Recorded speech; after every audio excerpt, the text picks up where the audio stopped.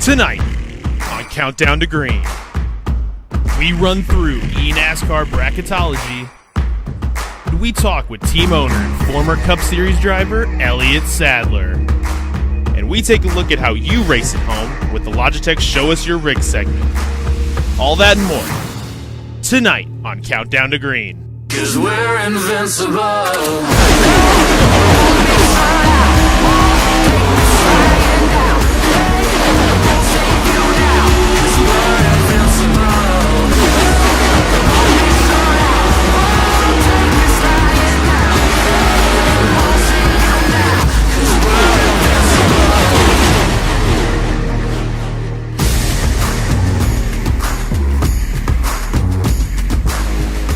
Hello and welcome to the eNASCAR Coca-Cola iRacing series.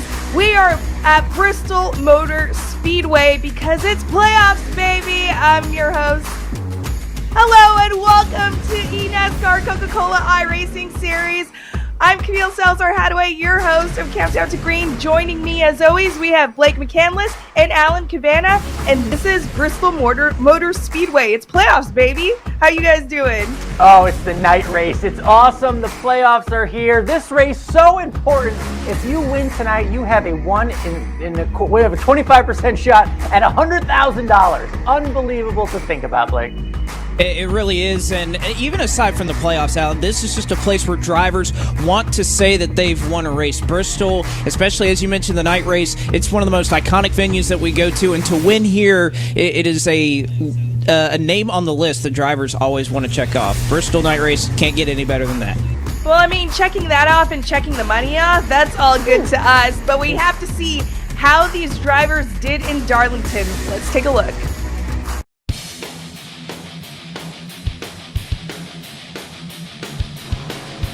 Pace car down and in, the field in the hands of the defending series champion Keegan Leahy. We're happy that you're with us for the final regular season race of the year as we say, let's go racing at Darlington. And as I say that, here goes Zelensky on the inside, and just like that, he finds a way through. New race leader at lap number 30 goes to Zelensky. The yellow flag is out, and it looks like the issue may be with that 40 machine of Dylan Alt, another one of the drivers sporting the Wendy's colors. Well, let's see. They're going to make that dive off to pit road. Slow downhill roll, in fact, of 45 miles an hour. Looking to back down to the inside for the race lead, side by side, as this one comes off of turn number 4. And the 18 of Zelensky knows that he has been had. Steven Wilson, new race leader at lap 77. Caution on the speedway, though. This is going to change everything. Nick Ottinger, Dylan Alt, another couple of cars involved. Leahy will once again find himself following Bobby Zelensky to pit road. Oh, and he's going to pull out! Keegan Leahy stays out! Carl, there's contact behind! Kerwin gets out of shape. Huge wreck, and they do not get to the white flag. It is the huge one here at Darlington. Pace car down and in, the field in the hands of the number 10 Ford of Steven Wilson. Green flag in the air and a great jump on the inside. Up front, Steven Wilson gonna capture checkered flag number 3 on this season. He'll be the top seed headed to the postseason. Wilson wins at Darlington. There you have it. Wilson takes Darlington, and I know I regretted my pick because I should have stuck with my guns. But let's talk about that race and where these drivers need to go now, Blake.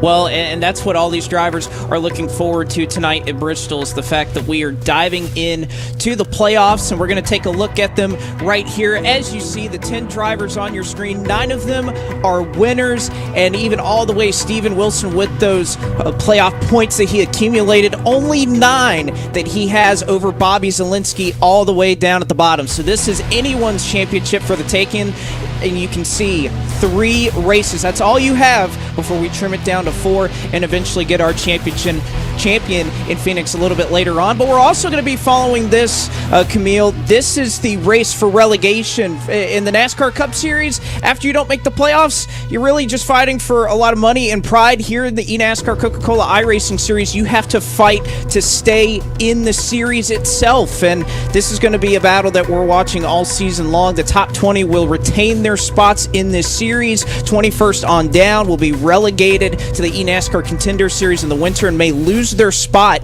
in this series. And how about Keegan Leahy right now? First driver looking out. He was your champion a season ago, and right now is on the outside looking in. So is Ray Alfala and Logan Clampett, 2 of your top finishers from last year and a 4-time champion. That just goes to show how serious and what the competition is like in this series. Yeah, although we're watching the playoffs very closely, there is a lot on the line for those drivers. Alan, there are also a couple teams that aren't in playoffs. Oh, absolutely. But I mean, we got to think of the team standings too. Those go throughout the end of the season over the course of the 4 races.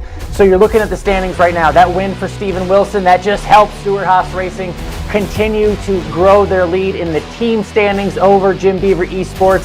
Xset, you can see there. Those top 3 teams, they really are separating themselves from the rest of the field. But as you mentioned, Camille, it's interesting because Jim Beaver Esports, Rise Esports, they don't have drivers in the playoffs yet. They are still competing for the team standings. A lot of pride, a lot of money on the line there. So interesting standings, but the top 3 really separating themselves from the rest of the field, Camille.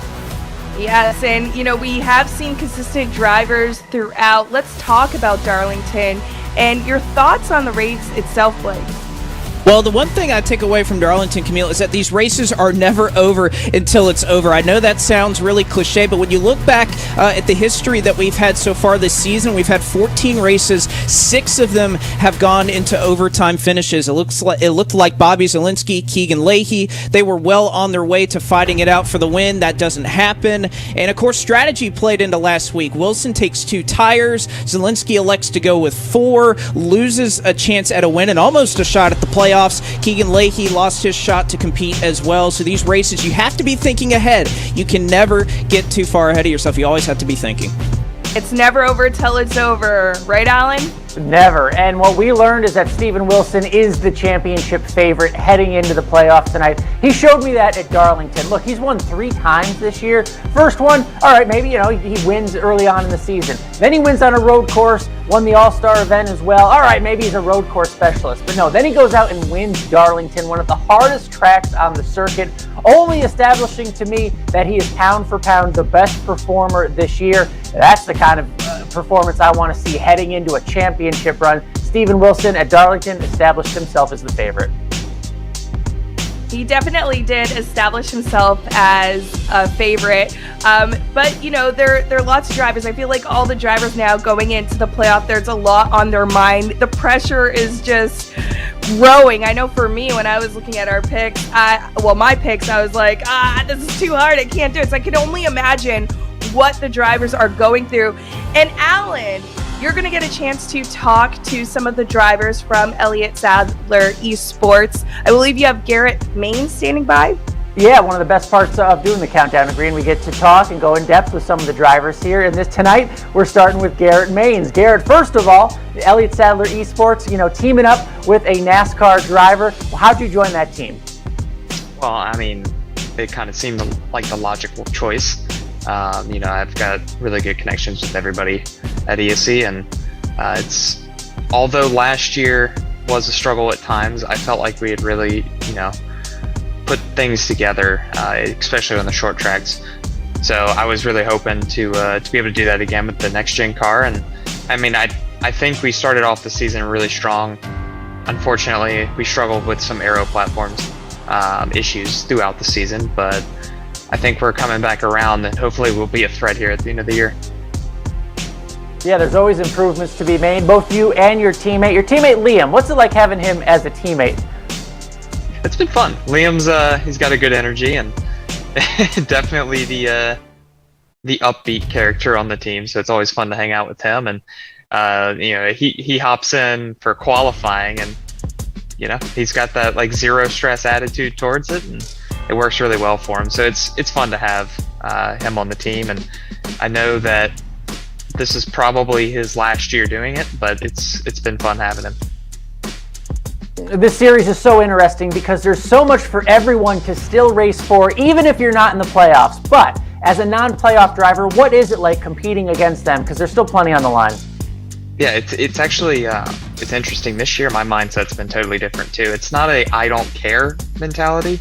It's a more of I'm not stressing about it.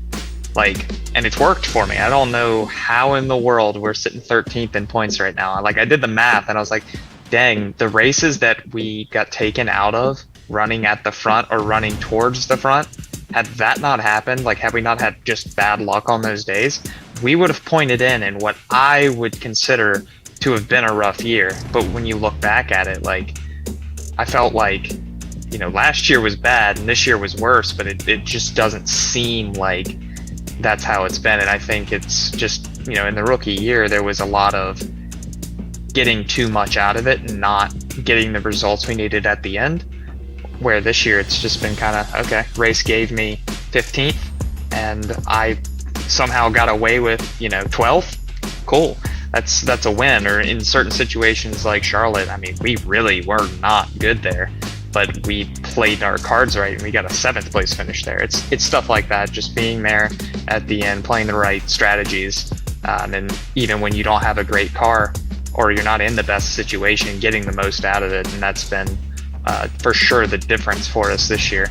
And I think coming up on the playoffs again, just keeping that mentality of getting what we can get and trying to improve week after week, because we're coming up on some tracks I like, Phoenix and Talladega being the two that I really think we're going to have good shots at, to be in contention for, at a bare minimum, the top 10, but maybe there at the end for the win. Playoff drives are out there, and I'm going to take that into consideration. I know they're going to have a little bit less patience with me, but if there's any races like Richmond last year, I'd love that to be Phoenix. Garrett, thank you so much. I like the mindset. I like the confidence you still have. So let's talk to the other side of Elliot Sadler Esports. Liam Brotherton joining us now. Liam, let's hear your side of it. What made you decide to join Elliot Sadler? Yeah, so obviously ESC is probably, I guess, considered the only fully integrated team within iRacing right now. We have the Rotopro development ladder and the actual Coke team itself. So for me, it was a pretty default choice. Same with Garrett Maines, my teammate. Elliot does so much for us, and I want to kind of stay with him and do the Coke deal with ESC and keep it all together. But Elliot was super open to us going to different teams, and I had a few different options here and there. But at the end, I guess it was going to be pretty hard to pry me away from Elliot. I know the season could have always gone better. There's always more you could be competing for. But what are your goals for the rest of the season? Yeah, so obviously our team as a whole at ESC has not had the best setup pace all year. We've made a ton of changes recently to try and redirect that, working with other teams. I think it showed our first qualifying setup that we ever had working with this other team. I qualified fourth, which is catastrophically better than I've done all season. Had a lot of pace in that race. I think, looking towards the end of the year, maybe grabbing a top 5 or 2 as we head towards Phoenix. And I've said to a lot of people that Phoenix is definitely going to be a bit of a party for me. What do you mean a party? What's going on in Phoenix? Yeah, so most people know at this point, I've said it multiple times, but especially at ESC, I won't be returning to the Coke Series next year. I actually made my mind up way back in Rotopro last year, but I was like, you know what, let's ride this through. Let's drive all the way through. We make Coke. Let's enjoy it. Let's have a good time. So when I fired my motor at the Clash, it was like, it's done. It's finished. I accomplished the goal, and we're going to try and maximize the season, have as much fun as we could, and to try and get the best results we could. We had a couple decent runs here and there. I would really like to Bristol and Talladega being my 2 best tracks, maybe grab a top 5, maybe even a win, and be able to celebrate like that. Wow, that is surprising news. It takes so much to get to this level with Elliot Sadler Esports. Are you still going to be involved at all? Are we still going to hear from you? Yes, so I will continue to help Seth Ryder, who runs our social media, with selling sponsorships, managing our partners, and doing the best we can from that perspective. So I will still be around. I'll still be making the graphics. I'll probably still be painting all the cars. So you'll still see my flair.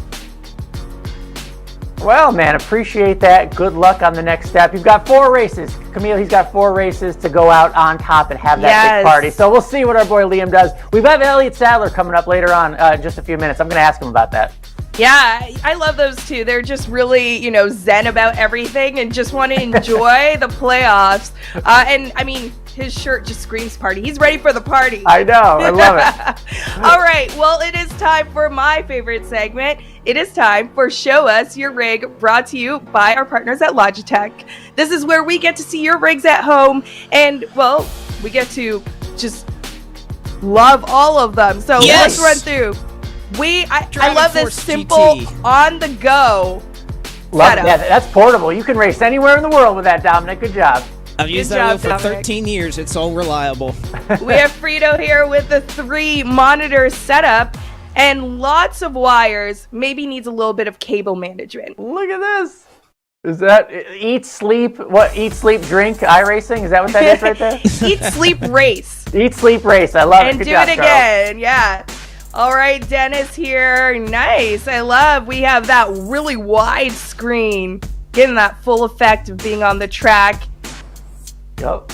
And here we go. Is that a TV that Devin's using as a monitor? I love it. Whatever Love works, it. Devin. Good job. I love That's what it the looks wheel, like to too. me. And the last one, I mean, Oh, man. this just takes the cake. If there was an award so far on, the best rig pictures, this has to be it. Yeah, I hope that iron's not on.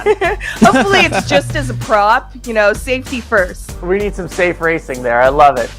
Thank you for sending us your rigs, and be sure to tweet at us using the hashtag eNASCAR and tagging both NASCAR and iRacing so you could have your rigs right here on Countdown to Green.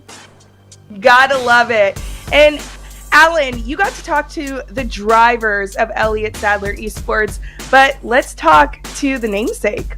Yeah, the owner, Elliot Sadler, joining us, so it's a big night here on Countdown to Green. And if there's anybody who would know about the connection between the real world and iRacing, it would be Elliot Sadler. So, Elliot, first of all, thank you for joining us. But what does iRacing bring to real world NASCAR? Well, I think it's great because we have so many people on the server that are part of iRacing that are huge NASCAR fans, but also I think could be some assets to some teams in some different areas. And I bring up the marketing side, the team side, the sponsor collaboration side. That whole part of it, it is some guys on the iRacing world that I have seen that could come into NASCAR tomorrow and can make a great living and do a good job for sponsors. I look at car designs. You look at the paint jobs today on Sundays in NASCAR, they're more like iRacing paint schemes today than they ever were in the past. So I think it's now you can put it on that. You can see what it looks like in those type of environments. And the sponsors are starting to lean that way now to some of these guys that can design both for iRacing or now doing it for the NASCAR world. So I think blurring those lines, getting the tracks involved, it's such a asset now that you can go get on a rig as a driver, and we're going to the Coliseum for the first time, for the shootout, and you can make laps and laps and laps. And it is so real and so similar to what you're going to face in real life, other than the G-forces.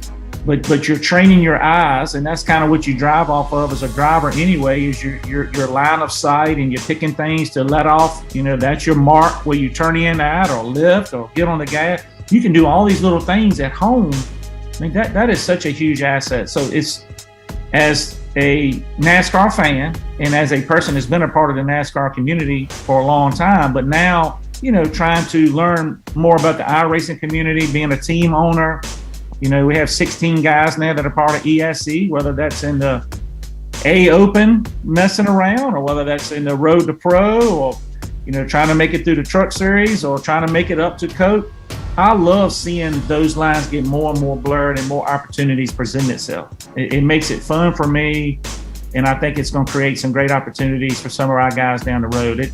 Our team manager, Seth Ryder, is one of the smartest kids I've ever met in iRacing, and how he manages a team, what he does for sponsors and sponsorships.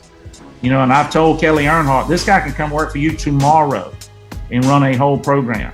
So there's people like that out there, and I think the job that you guys have done promoting it and bringing it to light is only going to help these people reach that next step that they're looking to try to make.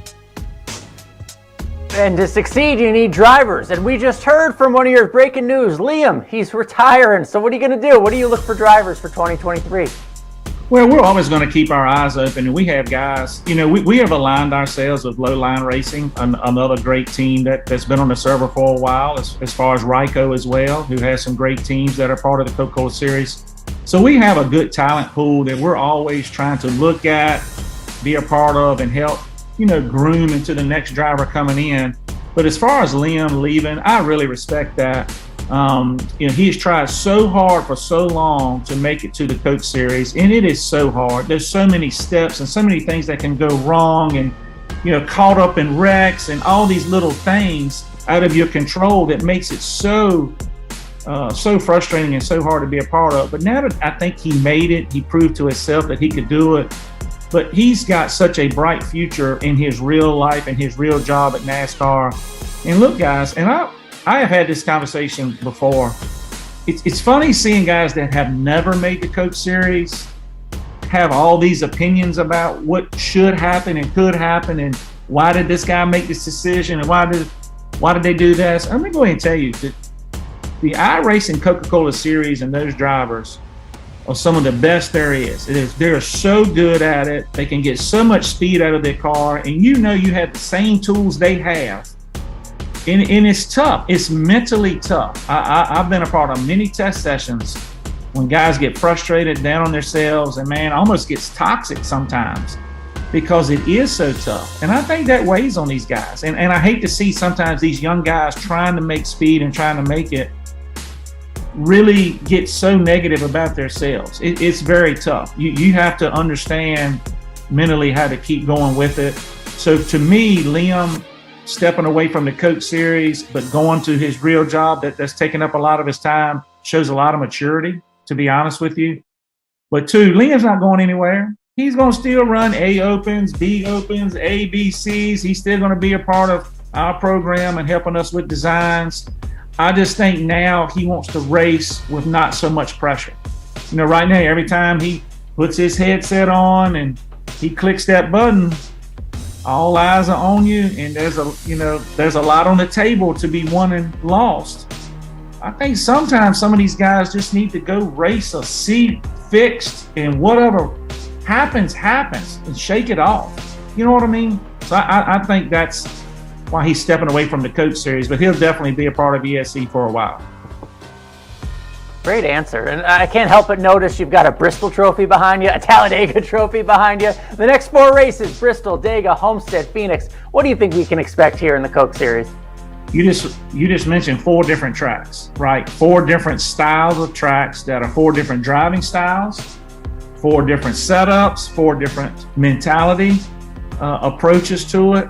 So that makes it tough. You've got to be good at all parts of racing to be able to manage through that gauntlet of racetracks that we have. And Bristol and Talladega are so frustrating from things happen so quick. The guy in front of you gets a little loose or gets into the guy in front of him. It's just racing. And before you know it, you're in the middle of it because you race so close together and there's nowhere to hide at Bristol. In Talladega, to be competitive, there's a lot of pushing, there's a lot of physical contact, and you run so close together, one mistake takes everybody out. That is so frustrating. And whether you're in real life or on iRacing, that is a part that you just can't control. You can't. It's so hard being in those races knowing you can't control exactly where you need to be from a safe part of the race. You have to be in the middle of it to be successful and gain the maximum points. And somebody else's mess up can mess up your night. And it's just it's tough.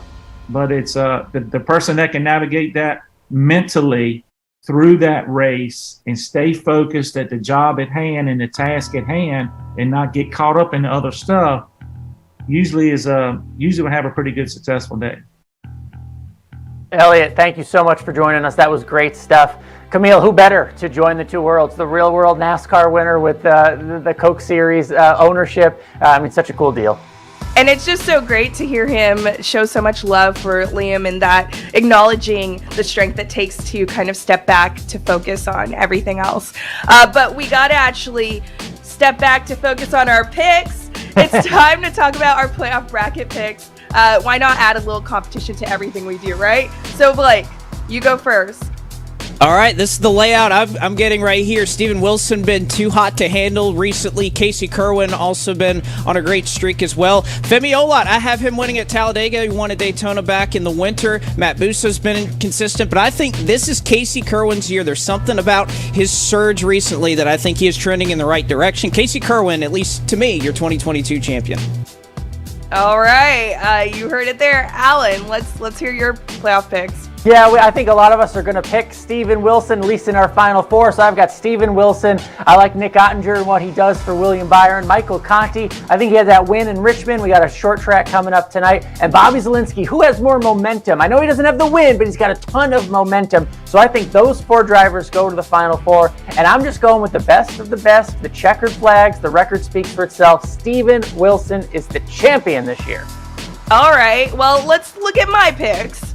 This is not too different there, Alan. I have Steven Wilson and then Kerwin, as well as Ott and Conti. And Steven Wilson, I think, has been just so consistent throughout the series. He has to take it. He has to take it. But let's talk about who is taking tonight's race.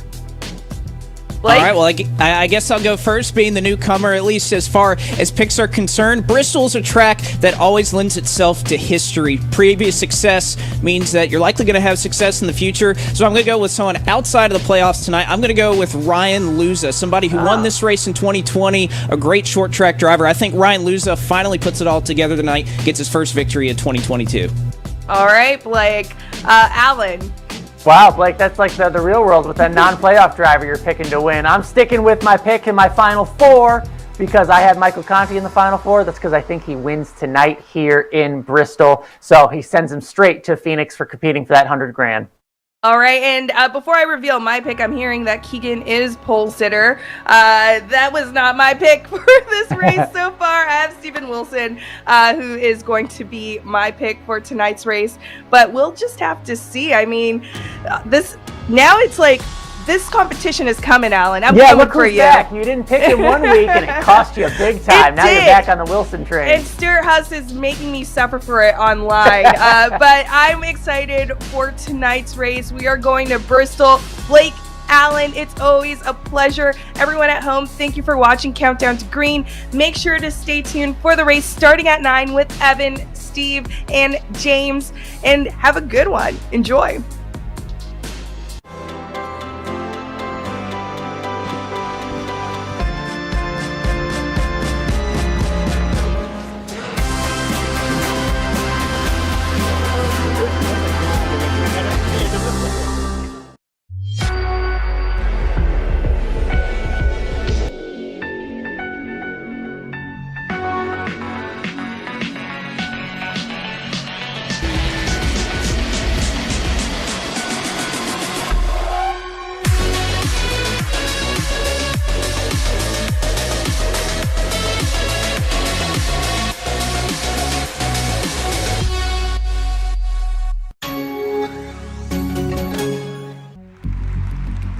Here in the number 23 car could be about to make history.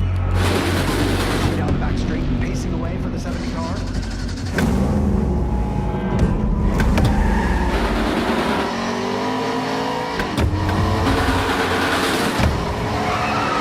Check up. Watch him out and walk in the track.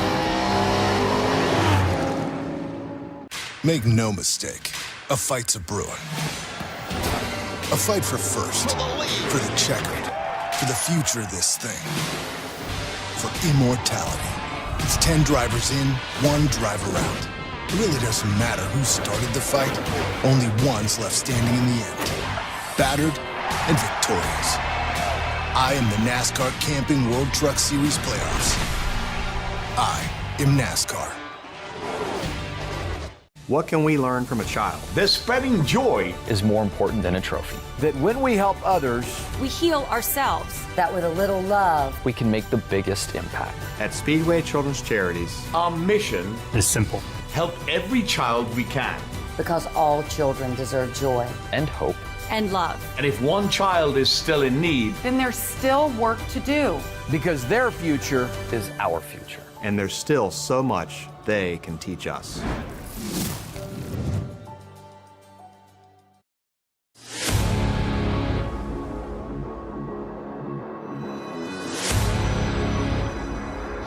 Wanted the best, you got them 4 abreast. Often imitated, never duplicated. The greatest show on dirt, the World of Outlaws.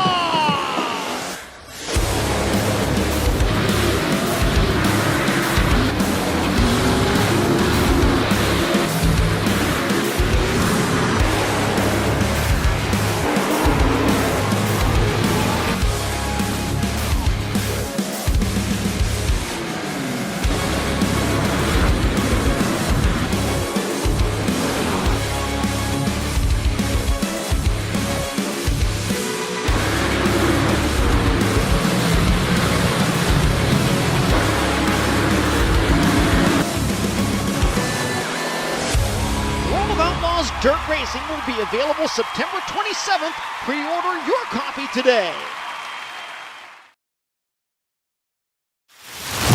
Great drivers perform when the pressure is at its highest, when the lights are brighter than they've ever been before. And that's right here, right now. Breathe it in slowly, feel the heat burning, dust it off. This is the time, let's burn it down. We came for the glory.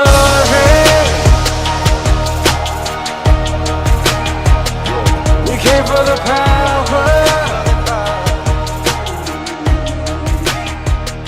The road to $300,000 is now down to a 10-driver fight. From iRacing's virtual Bristol Motor Speedway, we say good evening, sim racing fans, and welcome to the eNASCAR Coca-Cola iRacing Series playoffs.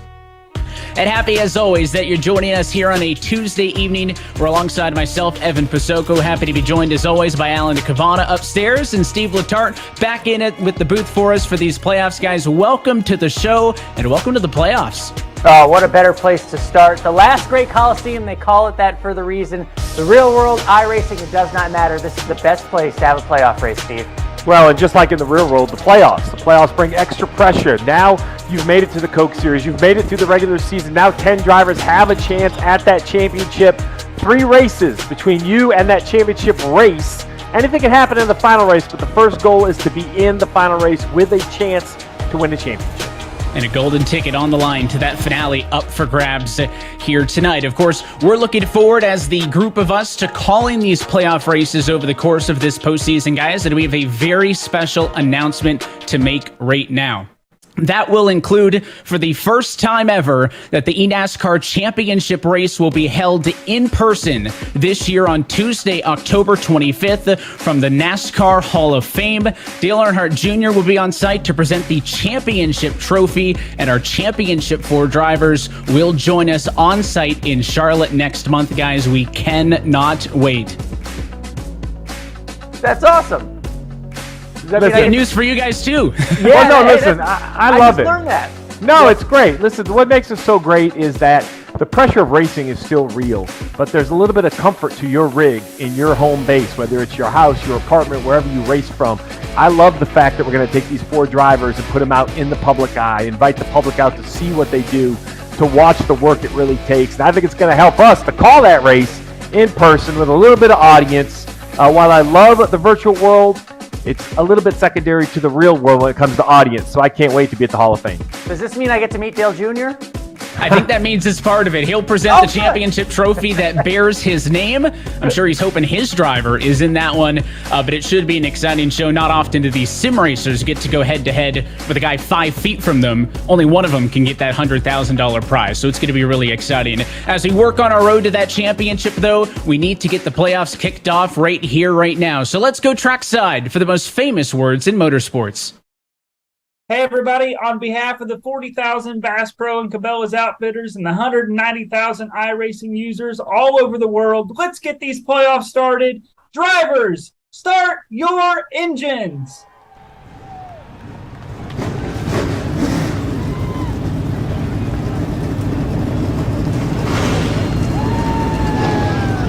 Welcome, everyone, to the 2022 eNASCAR Coca-Cola iRacing Series playoffs. 10 drivers have broken away from the 40-car pack and will have 4 races to try and climb to the top of the mountain.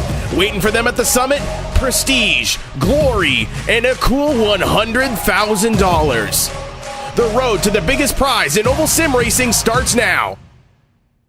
Starting with the most bonus points and with 3 wins under his belt and the highest average finish of all the playoff drivers, from Cedar Rapids, Iowa, representing Stewart Haas Racing in the number 10 Mustang, it's Steven Wilson.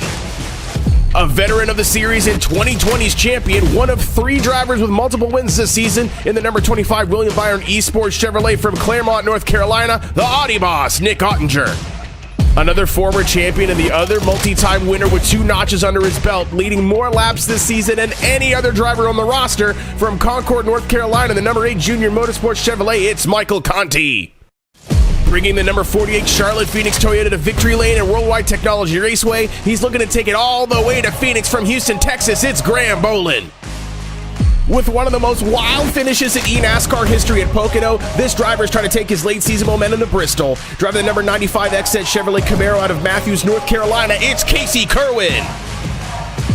Driving the number 79 Clint Boyer Racing Ford from Revere, Massachusetts, raising the trophy at the World Center of Racing in Daytona and scoring his first eNASCAR win of his career, it's Femuel Ottenbosen.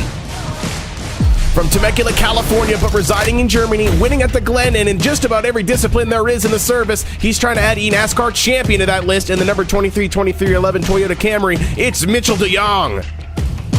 In the number 75 Ford Mustang for Moore Motorsports, representing Darien, Illinois, another multi-talented driver taking home the win in Charlotte and 8 top 10s this season, it is Matt Busa.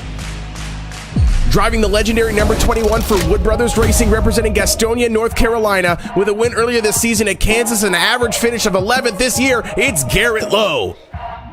From Fresno, California, driving the Joe Gibbs Racing number 18 Toyota, the only driver who has raced his way into the playoff field with an electric battle in Darlington to fight for the championship, it's Bobby Zalenski. 4 more opportunities for greatness. Anything can still happen. Which one of these 10 gladiators will be $100,000 richer? What better place to start than the last great Coliseum, Bristol Motor Speedway? The 2022 eNASCAR Coca-Cola iRacing Series playoffs start now. And we go trackside to take a look at your Coca-Cola starting grid, and it is the defending champ who will not be able to defend his crown this year, Keegan Leahy in the 2311 Racing number 45 on pole, alongside Steven Wilson in the 10. Joe Gibbs Racing puts Bobby Zalenski on row number 2, alongside the Junior Motorsports number 8 Michael Conti, looking for his first title since 2014. Row number 3 will see the Charlotte Phoenix number 48 of Graham Bolin, alongside another fellow playoff competitor, the 2311 Racing Toyota of Mitchell DeYoung. Matt Busa will start to the inside of row number 4 in his Moon Motorsports 75, and Caden Honeycutt from outside the playoff bracket trying to play spoiler in his RFK Racing number 17. And back on row 5, Nick Ottinger, the number 25 William Byron Esports entry, alongside the second of the RFK Fords, Parker Retzlaff, rounds out our top 10, Alan. Picking it up on row 6, Elliot Sadler Esports, Garrett Maines, and Colin Keister there in the 43 for Charlotte Phoenix. Then we go to Zach Novak from Rise Esports and X-Sets Ryan Luza. On row 8, we have Dylan Duval from Stewart Haas Racing and Malik Ray, Team iRacing, there in the 7 on the outside. Michael Guest from Jim Beaver Esports and Garrett Lowe, the winner earlier this season for the Wood Brothers outside. Row 10, Derek Boudreau on Team eRacer and Dylan Taylor Hurst on number 33 outside on row 10. Halfway home till you find the second of the Sadler cars. That's Liam Brotherton on the inside of row 11. To the outside, the Wood Brothers, number 16 of Blade Witt. Briar LaPrade will start tonight 23rd in his Junior Motorsports Chevrolet alongside Blake Reynolds with the Jim Beaver Esports. Alan Bose will find himself 25th position tonight in his Space Station entry, and the Latardi Sports 36 of Brian Mercurio in 26th. Then you'll find another playoff entry, Femi Olat in the Clint Boyer Racing number 79 starts 27th alongside the other Latard entry, that's the 40 of Dylan Alt, and your lowest starting playoff competitor, Casey Kerwin, 29th for XSET alongside the Williams Esports number 19 of Vicente Salas. That's your top 30. Finishing out the starting lineup, row 16, the former champion Ray Alfalo from Joe Gibbs Racing, starting next to William Byron Esports, Logan Clampett.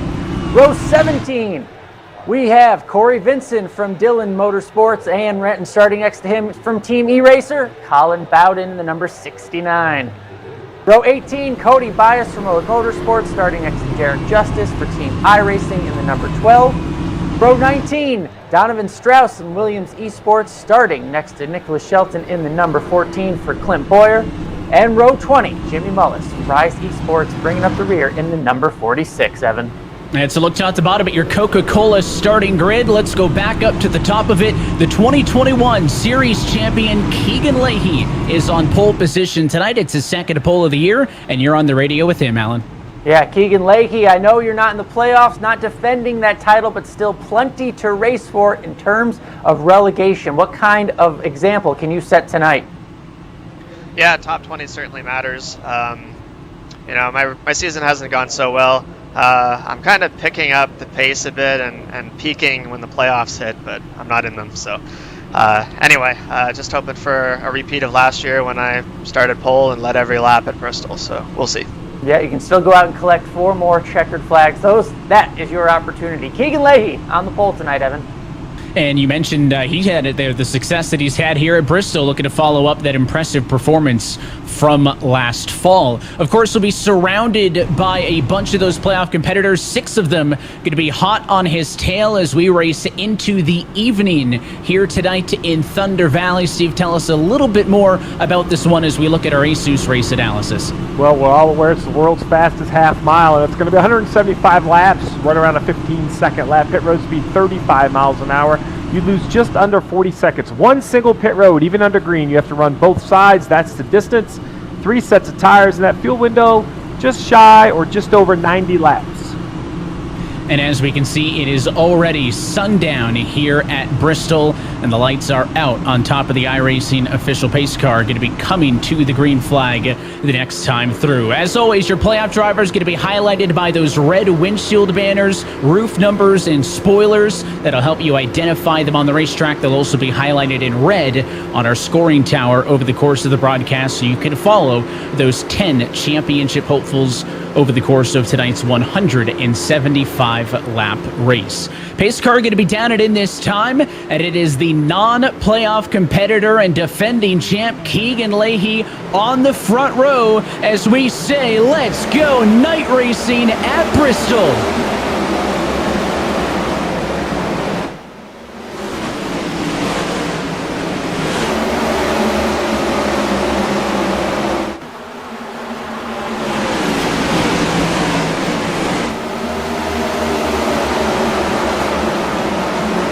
Lap 1 goes to the pole sitter. The battle's going to be for second, and on the inside, Bobby Zielinski, clear of Steven Wilson. That's one spot gain for the 18 Toyota. Zielinski, one of the hottest drivers without the victory, but he closed so strong in the regular season that you know he is just hunting up there at the front of the field. Came so close to getting that checkered flag. Now it would be more than ever, but I'm not surprised to see him at the front of the field competing not only for this win, but for the title as well. When you instantly see the nerve-wracking approach that Bristol provides for these drivers back here in traffic. This is a struggle for those drivers that didn't qualify as well too wide, really nowhere to hide if trouble shows up. Everything happens so quickly here. And you can see as the drivers up front able to get some space, not the same courtesy to Femi Olat, who started back in 27th. He is in heavy, heavy traffic. In fact, he and Kerwin together in traffic, trying to use the outside to get through the field. They got Ray Alfala back there, Garrett Lowe underneath him in the number 21 machine, and they're effectively using that outside line to get around the number 9, a big green egg Ford of Michael Guest on the bottom. Certainly topside looks like is the place you want to be in a battle early. Battle early and a battle back in midfield, mid-pack early on for these playoff drivers. And we can't forget how small of a racetrack this is. What we're not seeing right now is Keegan Leahy, laying down laps and getting to the back of the field probably pretty quickly. The chances of going lap down quickly at a race like this are really high. And now you have Femi here trying to maintain his spot in the playoffs early on already, battling for this while the leader's coming from behind.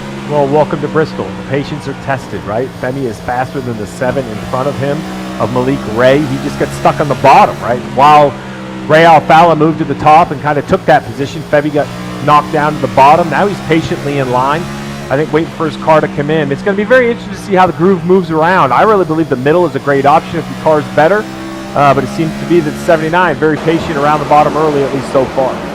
Way back into February, Femi was the first driver to lock into these playoffs when he won the season opening race, and he is one of 3 drivers making their first ever playoff grid appearance here in 2022. Live points on the left-hand side of your screen. Of course, you can see all those drivers with the 2000s. That's going to be the key. If any of your playoff drivers win this race, they will automatically advance to that championship 4 finale at Phoenix.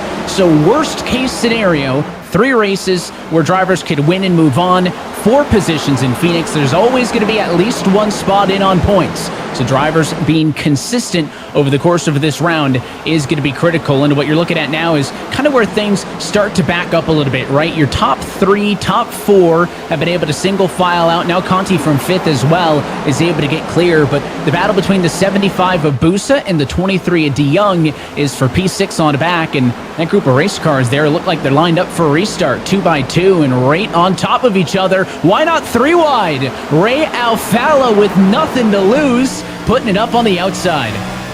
And from a back starting position too. So again, as you said, nothing to lose. He has to race his way back into the top 20, a former champion facing relegation, not making the playoffs this year. Still has plenty to race for. You can see him making moves around the outside and up a bunch of spots early on in this race.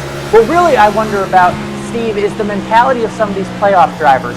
Yes, there are 40 drivers in this race. Yes, of course, you want to get that checkered flag. But are you really racing the other 9 in your head? Can you think of it that way?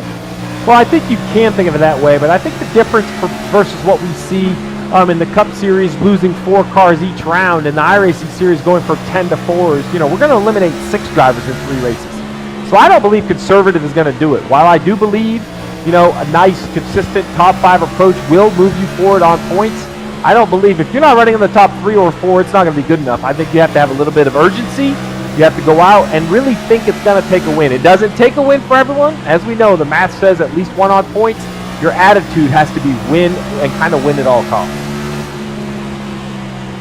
Today, Ottinger doing his best to work his way through the field. We are 19 laps in a night race at Bristol. So far, it is all Keegan Leahy started on the pole, and he leads by a tune of 3.3 seconds. I'm loving watching this battle here because just out in front of this picture, you see that 51 up 21 spots already in 20 laps, and probably got a little, held up here in this top line. We'll see how many more spots he can get riding around the top when we come back from this break.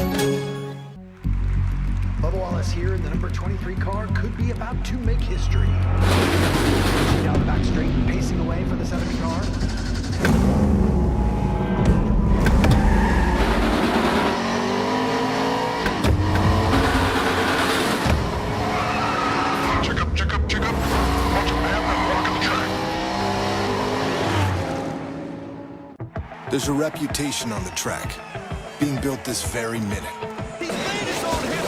One that embraces the crazy. Oh my goodness! The fast. And the unpredictable. That looks into the eye of the competition and screams, bring it. Loud enough so the whole world will see it coming. I am the NASCAR Xfinity Series. I am NASCAR.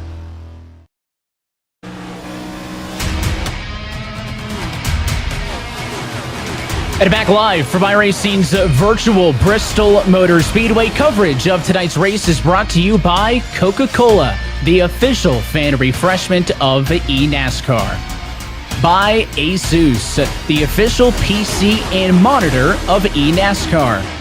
By Logitech. Through design, engineering, and a love of driving games, Logitech G takes racing simulation to another level. Logitech G, the official wheel and pedals of the eNASCAR Coca-Cola iRacing Series. And by Wendy's. Wendy's Pretzel Bacon Pub Cheeseburger is back on the menu by fan demand and on the number 36 car in tonight's eNASCAR Coca-Cola iRacing Series race.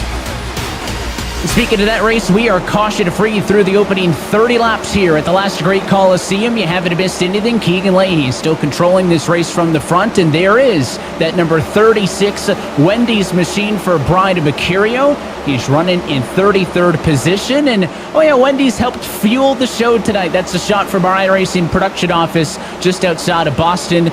Guaranteed fire show tonight. Thanks to Wendy's for that and getting our crew behind the scenes fueled up and ready to go, and hopefully fueling up Brian as well, because you know it's only a 175 lap race on the mileage counter, guys. This is a short race compared to average, but man, at Bristol, these laps feel a lot longer than they are.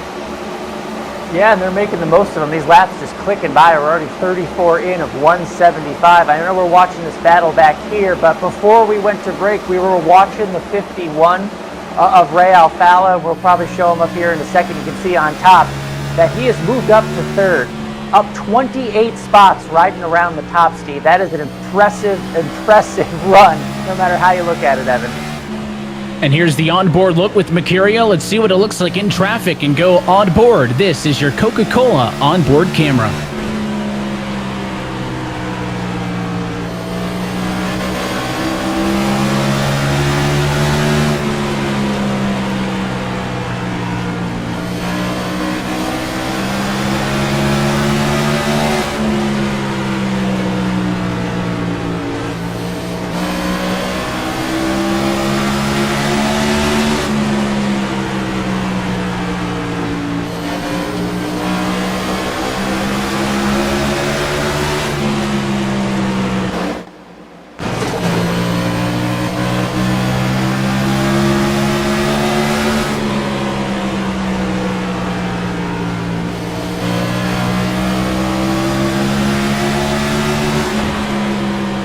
Car, Evan, I won't lie. It was a 4 for 4 in my house tonight. 4 for 4 Tell you what, for my friend at Wendy's. Well, the iRacing production crew says thanks because, of course, that's on one of your Letard Esports Chevrolets. So they say thanks for feeding them tonight. And the evening is still young for me here on the West Coast, so I'm getting a little bit hungry as well. How much time do we got left in this race? I might need to stop by post-race as well. Yeah, you just DoorDash it. That Wendy's is available. They'll deliver it right to your door. It'll be there when you get off headset. Yeah, do you think they would mind? Yeah, what if I just ordered it now, and then if it shows up at like lap 100, I'll just step aside for a few minutes, go and grab it, and let you guys handle things. Well, if Ray Alfalla's delivering it, you're going to have it very quick, because as our man Alan pointed out, plus 28 positions up into third position. He's really the only one moving. We have a few plus 3s, plus 4s. Ray Alfalla is the big mover. Impressive to get through traffic that clean. And what we're looking at there, maybe the biggest surprise in terms of the other way, that's Steven Wilson in the 10 car back there. He is down 12 spots early on in this race, down to the 14th position. I picked him as my championship favorite because he's won 3 races so far earlier this year. Started on the front row. Looks like he's stuck on the bottom. We've seen Ray Alfalla make all the ground up by going around the outside and smoking the field out there. Steven Wilson stuck on the bottom right now and getting past, losing positions as I talk about him here. And there you can see the picks from everybody else in our Countdown to Green crew for who they think is going to find success here at Bristol. And that's probably what's wrong with Wilson's car is you picked him. And you put the jinx on him early. He's got plenty of time to fight back, but I'm noticing maybe a lot of these playoff cars being a little bit more timid than others, right? You mentioned Alfala, who just passed her, is passing Keister at a battle for the number 2 spot right now. He's been able to, drive up some 28 positions to get into the mix. Remember when your playoff cars were like 2nd through 7th on the grid? Look at those red names. They've dropped down, right? Alfala, Honeycutt, Keister, Maines, a bunch of non-playoff drivers have been the biggest movers so far in the top 10. Zielinski's the one I'm impressed with. He's first of all the best of the playoff cars, but he's just up there almost by himself, as you see right here. The 51 F Alfala. I'm not sure if he hurt his tires a little bit running high. He's committed to that higher lane. The 17 though of RFK right below him, slowly working by. You have to ask yourself, Evan, if that 51 hurt his tires being the first guy to the top and the top for the most time. Keegan Leahy, he's kind of got out to a 3-second lead, and he's really just maintaining. He seems to be very comfortable to be closing on lap 50. That's what you would assume, right? He's driving a lot more aggressively than others. He's going to burn up what's good in those virtual Goodyear Eagle tires sooner. The best laps of the race were low 15s, even a 14.9 for Ray Alfala, the driver to Cape Coral, Florida. Of course, the 4-time series champion. Now he's lapping in the 15.9s, a couple of drivers in the 15.8s, Alan. So as we get an onboard look with him in the bottom right, everybody's dropped off about a second on pace. We're already, though, 50 laps into this race. Yeah, and showing you the effect that the tires and tire wear can have. What effect will that play on pit strategy? We know what the fuel window is. I think it was around 90 laps. So all of that factoring in right now. Look, we saw races won and lost on pit strategy. Those decisions that are made in the pits and with your team and how they can affect where you are going for this playoff and going for this championship. It's not just the decisions made with the steering wheel right now. As we see, Ray Alfala went hard early on in this race, up 28 spots right now. We're seeing him drop a little bit. That outside lane not being as good to him, not being as kind to him. And we're seeing some of the playoff drivers who had a little more patience now getting some positions back. So many storylines going on here in terms of Keegan Leahy trying to get that win, stay in the top 20 in points. Bobby Zielinski trying to chase him down, automatically get his spot at Phoenix, and the rest of the playoff drivers. All of these stories in the mix right now, Evan. That's right, and let's bring in the 4th member of our broadcast team. James Pike, as always, joining us from pit road. Yeah, but a lot of the debate amongst these drivers hasn't necessarily been whether or not you run the bottom or the top, but how you save or don't save tires depending on how you run it. We saw Ray Alfala use the top to good effect to get up to the front, but like Alan pointed out, he's starting to drop back. His tires are wearing out. Same thing for XZ's Casey Kerwin, who was running hard early. He started to drop back a little bit. Meanwhile, another playoff driver, 2311's Mitchell Young, went up top early thinking that if he drove it the way he wanted to, he could save some tire, and midway through the run, he feels like he has saved a little bit of tires. So it could be interesting. I don't know, Steve, maybe it's how you drive it as opposed to whether or not you're just running the top or the bottom outright. Well, absolutely. How much wheel you put in it will save the right front tire. You can, just turn the wheel extra. Doesn't seem to help the handling of the car, but it will burn off that right front tire, and your aggression back to the throttle. Your speed to wide open throttle will definitely save or deteriorate the rear tires. As we take a look on board with Mitchell right here in that 23 Logitech ride. He is so smooth. He comes to mind at the road courses just because of his background, but he has picked up these ovals over the last few years. No surprise that he has the pace kind of everywhere we see these cars. It's been a lot of growth that we've seen out of him in his short time with us here in this series. Of course, you referenced that success on the road courses. That is because he is a world championship level iRacer outside of this eNASCAR Coca-Cola iRacing series and some of their other disciplines. A 3-time race winner in his sophomore campaign in the eNASCAR Coca-Cola iRacing series and made the playoffs last year. So 2 for 2 on playoff appearances. Still wants to make it to the championship 4 for the first time. And as he chases down to Michael Conti for P6, let's listen in with our Logitech onboard camera.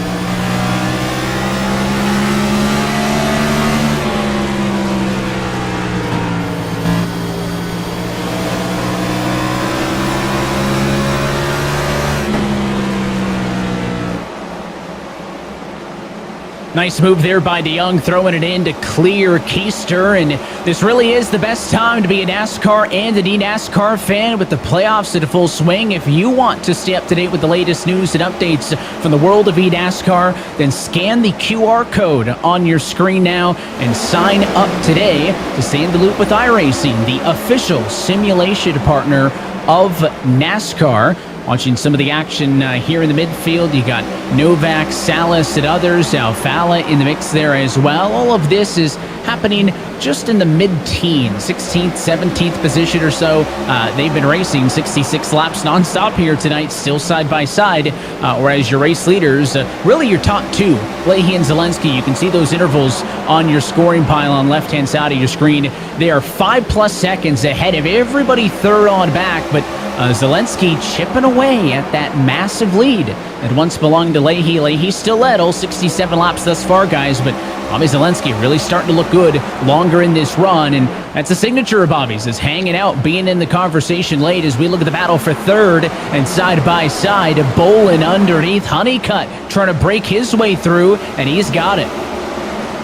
Yeah, Graham Bolin moving up to third, and we're seeing as this run goes on, the different players, if you will, right? Who's saved their stuff, who is coming on now later on in the run now that Ray Alfala has run back. Zelensky's still hanging there with that 2.5 second lead about over Bolin, but this fight for third, you wonder what's happening to Honeycutt in that 17 now with Conti going around on the outside. Mitchell DeYoung making a very impressive run out here in the top 5. I've watched him, Mitchell DeYoung, throughout the year. You know, quiet year so far, right? But he had to wait until the road courses, and he got his victory, got himself into the playoffs, and that's really all it takes to turn a season around. And now here he is competing in the top 5 in the first playoff race and looking really good to start this playoff. Well, in under 20 laps before we're going to see green flag pit stops. Multiple laps lost here. 36 to 38 seconds will be the time cost on pit road. It's over a 15-second lap. So, the leader might lose 1, almost 2, but anyone mid-pack is going to go at least 2 laps down to the leader while they're on pit road, and it's just an awkward pit road to get on. We don't see many green flag pit stops at Bristol in any discipline. It is tricky, and you referenced it earlier in our Asus race analysis, the fact that the split pit road here at Bristol is acting as a single pit lane for the purposes of tonight's race. So if you're in the back half of qualifiers and you're pitting on the back straightaway, you're going to actually have to drive through pit road on the front stretch, stay low in 1 and 2, drive down the back straightaway. They are going to lose tons of time, and most importantly, those first couple of cars in, you're going to lose that lead lap status. That might scare a couple of them. As you see, the 6 machine is down pit road. Both Retzlaff and Mullis are on pit road. Jimmy Mullis, in fact, one of the few drivers off of the lead lap right now, -5. Everybody else has done a good job despite the green place. Oh, and a spinner, and it's Clampett. The 97 car is around, and, well, there you go. Your green flag pit stops just as they were about to get underway. That is going to be super costly for the few cars that were on pit road. But the rest of the field is going to like this. But as I look at my math here, 98 laps to go. We think they can go about 92 on fuel.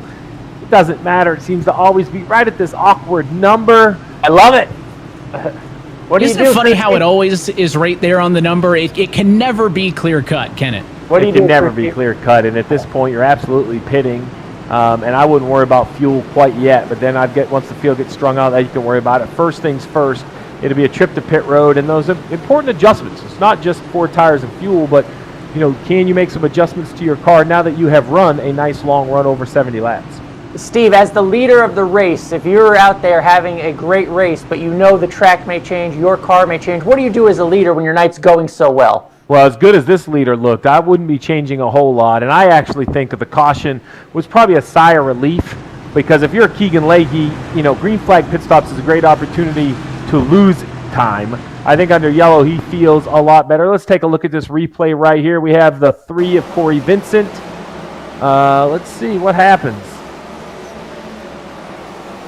Oh, the 42 gets kind of into the fence. For that reason, that kind of squeezes the 3 down right as the 42 was coming off the wall. I think the 3 of Corey Vincent thought he needed the middle lane. I'm not sure Logan in the 97, Logan Clampett, knew that he was going to be 3 wide.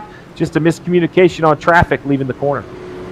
And now it is money time. Can they execute cleanly on the pit lane? You saw Keegan Leahy's purple and white VRS Toyota stop in that very last pit stall for those on the one half of pit lane. Other drivers coming down on the back half of the racetrack. Keegan Leahy going to be in and out. A successful service for him. And then he will drive around and be able to exit pit road. Pretty unanimous for those race leaders. But let's take a look from further back where this started. You see the 42 into the fence, spinning up the road.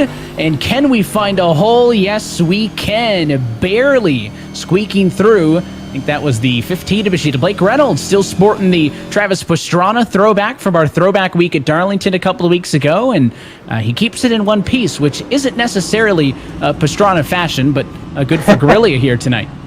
Well, we saw the 42 up in the wall. Right before that, guys, I was seeing the groove move closer and closer. I didn't think you could get much higher and closer to the wall at Bristol, but as that run went on, we saw cars getting closer and closer, and the upper groove moving higher than I'd seen it all night. And as we are pacing now for the first caution flag of the afternoon, want to remind you for more information on the schedule, standings, and even how you could one day become a driver in this series, log on to iRacing.com/eNASCAR. Make that your home. Bookmark that for the next couple of weeks, and you can stay up to date with all the storylines, points, and whatnot as we race closer and closer to that championship race on October the 25th from the virtual Phoenix Raceway. So everybody did indeed come down to the pit lane. Of course, we saw a couple of drivers who had pitted prior to the yellow. That's Retzlaff and Mullis. Also, Taylor Hurst and Nicholas Shelton. And maybe Derek Justice, guys, topping off on fuel just one lap ago, trying to stretch it the 94 laps that are left in this race. And there's a pair of the Latardi Sports entries side by side. They'll find themselves running in the midfield there as the pace cars off and in. And Keegan Leahy from the inside of the front row takes the green flag. Keegan was so dominant early. We'll see if he pushes those tires a little bit just to get clear, try to get single file and save some tire. We'll see if Zielinski in that 18 tries to keep up, or will he'll opt to save some tires for a potential long run. And Bolin doing his best to hound Zielinski here and hold him up. The battle for second would be good news for Leahy, who wants to be able to get out to another big jump like he did last time. But it's playoff drivers sitting second, third, fourth, and fifth, and they will not give an inch in that battle for second. Zielinski maybe a slight advantage on the outside, and as they come through 3 and 4, Zielinski is clear, and now Bolin might be struggling, stuck on the bottom because Michael Conti steps up to the plate. He wants to take away third. Yeah, Michael Conti had that win earlier on in the season in Richmond, another short track. First one, another short track we've been back to here in the Coke Series. Such a diverse schedule that it's been a minute since we've been back to a track. Certainly nothing like Bristol on the schedule, but I'm not surprised to see Michael Conti doing well tonight. Trying to get the most of this restart. If you're going to have any shot at catching Keegan Leahy, it's going to be on one of these restarts after something of a reset. Leahy, not too far of a gap so far. You see Zielinski and Conti staying as close as possible. Halfway home this time by 87 down, 88 to go. And you see that number 95 of Kerwin on the outside is making pretty good progress. Up 14 spots, as you mentioned, is still in the lower bracket of your current playoff runners, again highlighted in red. But all the playoff cars have now raced their way into the top 24. So those that didn't have the greatest qualifying effort that we referenced earlier, doing a good job of making their way through the field, James. Yeah, just off of what I'm hearing on the radio, I would expect Keegan Leahy and Michael Conti to push hard. Leahy said he felt like the tire wear was great on the right side on that last green flag run. He's not afraid to push it at the start of this run, especially if it goes green. Michael Conti said that his car never fell off the whole run at all with regards to tires, and he felt like he was in great shape as we got back to the restart. So those two in particular, watch for them to push to try and get to the front or stay up front. Well, if Dale Jr. is going to present the trophy with his name on it at the end of the year, the junior motorsports driver of Michael Conti would like to be the one receiving that trophy from his boss. We mentioned a little bit ago about Casey Kerwin, a very poor qualifying effort. And while he's only up to 14th, I think he could breathe a sigh of relief, Evan, that he at least avoided early disaster. When you start 29th at Bristol, the leader is a straightaway back. I think nerves were high early. He has recovered pretty well. Now he's chasing this group right here, including Colin Keister in this 43. And Colin Keister's having a real good night, second highest running non-playoff competitor as he sits in the number 3 spot. And as Alan, you and everybody else on Countdown to Green discussed, the way the point shakeout means there's not somebody like a Chase Elliott who comes in with an abundance of bonus points, right? Drivers were only given 3 bonus points for each regular season race win that they had. So Steven Wilson's 3 wins meant that he got 9 bonus points. The 2 race wins for Conti and Ottinger meant that they got 6. So at most, there's 9 points between the highest seeded driver entering this round of 10 and the lowest seeded driver. So it starts a lot tighter with the way these eNASCAR playoffs are formatted. Not to mention, of course, we're not going 16 to 12 to 8 to 4. It is a straight cut from 10 to 4. And I think that oddly gives the biggest boost to Bobby Zalinski, who was the only driver not to make it in the playoffs with a victory, meaning he didn't get any of those bonus points, but when you only award 3 per win, like Steven Wilson had 3 wins there, that means Bobby Zalinski starts not too far back, obviously just 9 points from the rest of the field. So Bobby Zalinski running second right now in great position if he's trying to get to Phoenix and win that championship. Meanwhile, I mean, we start out with such a tight pack for these playoff drivers that I do wonder if they're thinking about where each other are, not the other, say, 30 cars on the track. Oh, contact! We have a spin back there in the middle of the pack. I couldn't tell who went around, but it was absolutely contact there. I believe it was Mitchell DeYoung that got turned around there. And they're still piling into this one. I think Matt Busa has gotten some damage as well, and Casey Kerwin. So 2 of your 10 playoff drivers, at least, there's the 2 of them right there, involved in this accident. The damage does not look terminal on either of those race cars, but it was certainly a slow-moving effort, and it sounds like Casey Kerwin's car has enough damage that car has been black flagged for necessary repairs. So that is going to be extremely detrimental to him, because with how short these laps are, for him to come down and get required repairs, guys, means that Casey could be in a position to lose his lead lap status just after we were talking about how good he did to get through the field. Yeah, this is going to be a huge blow as we see the 45 also come to pit road, so the leaders are going to take this opportunity to pit as well, or at least some of them did. It looks like the 18 of Bobby Zalinski stayed on the racetrack, so a strategy move maybe for Zalinski. But this 95, I saw the 75, I think I saw the 23 of Mitchell DeYoung go around, so 3 playoff cars involved. It appears that the 95 at this point has the most amount of damage.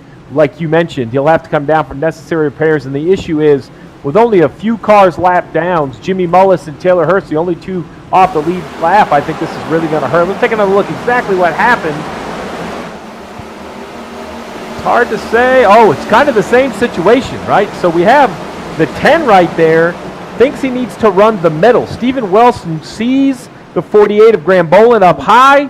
He kind of runs down in the middle, and there's just not enough room. That's a classic Bristol, right? 2 wide is calm, 3 wide gets to be very, very dicey. And one thing we didn't see originally that the replay shows us, Alan, is that Mitchell DeYoung got some contact in that one as well, and Kerwin was up on his side. Yeah, Mitchell DeYoung was at the beginning of all this. We'll get a second look at this wreck here that was very consequential to some of these playoff drivers. Taking a look from the 9 car. Watch this. Oh, Mitchell hitting the front right. Oh, look out. Goes low, goes high. Both of those Jim Beaver Esports cars, their wreck avoidance tonight has been on point. Yeah, impressive. Michael Getz zigging and zagging the big green egg machine. And then we had mentioned split decision at the front of the field while we were looking at the replays, right? We saw the 45 come to pit road, but not everyone pitted, I don't believe. I believe there's been a switch up front, and it was a strategy call. We had 5 cars stay on the racetrack: Zalinski, Ottinger, Vicente Salas, Zach Novak, and Garrett Lowe. Looks like the front 5 cars have stayed on the racetrack, so this will be the first time we see Keegan Leahy in traffic. And for those who can remember, just a few weeks ago, it was sort of an opposite situation where Keegan Leahy chose to stay out. It was the wrong decision. Bobby Zalinski ends up benefiting from that. We're seeing sort of the opposite right now. Keegan Leahy's pitting now, Bobby Zalinski staying out on track. we'll see who gets the benefit of the decision here. It is those top 5 who stay out, so they're going to be on what are 25 lap-old tires, and Leahy going to be the first car on fresh rubber. You can see him to the outside of row number 3 there. He'll be in the number 6 spot. Notably, of those who stayed out, 3 playoff drivers, Zelensky, Ottinger, and Garrett Lowe. So they're going to go off against what their other 7 playoff counterparts have done. Let's see how this one plays out. Pace car off and in with 71 laps to go. Green flag back in the air, and a little bit of a checkup on row 2 to the outside. Zelensky clear for the lead early, and Salas gonna muscle Ottinger out of the way for P2. Zelensky's got to make hay now if he's going to get any advantage from staying out. The cars immediately behind him are not the ones he's been racing throughout the night. He should be better and faster than those cars. You know drivers like Keegan Leahy are coming. Zelensky's got to make it now. Well, you mentioned Leahy, but he has lost some positions. He lost one to Michael Conti. He lost one to Ryan Luza. All cars, Colin Keister, cars that are on the same pit strategy. 3 of them have now got by Leahy.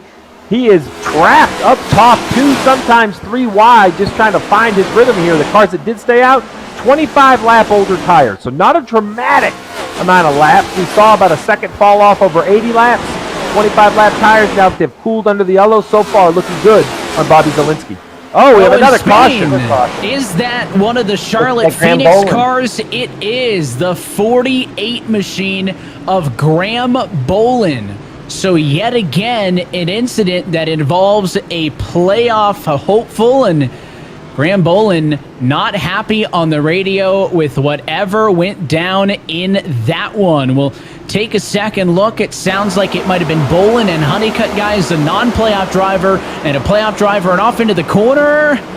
I think maybe Caden wanted to get in line, but he was certainly not clear and just went up the hill into the corner and spun that 48 car out, and he got hit pretty square in that driver's side door by the number 9 car, Michael Guest. Yeah, I'm not going to say it was on purpose, but it's definitely at the fault of the 17. I agree with you. I think he wanted to kind of get in line in that middle or top line, trying to avoid the bottom. When the 48 turned into about the middle lane, he expects the 17 to go to the bottom. He does not. Catches him in the left rear quarter panel, so I can understand the frustration out of Graham Bolin. Let's take another look here, exactly what happened. It's going to have to be a completely different look. If the move's going to change, oh, this would be a great look right here. Right up above, look at that Fastenal rear bumper. Yeah, that's purely on the 17. I don't think ill intent, but that doesn't change the fault.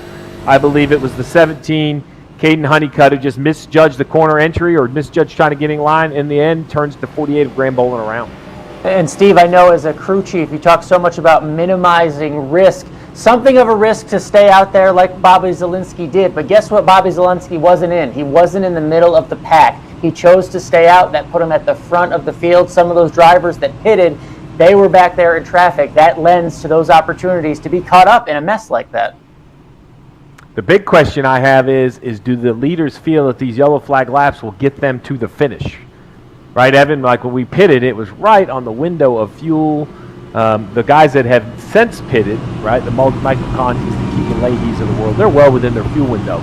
But when Bobby Zelensky, Vicente Salas, when those cars came last to pit road, it was outside the fuel window, but they should save some fuel, should be able to save some fuel under the caution.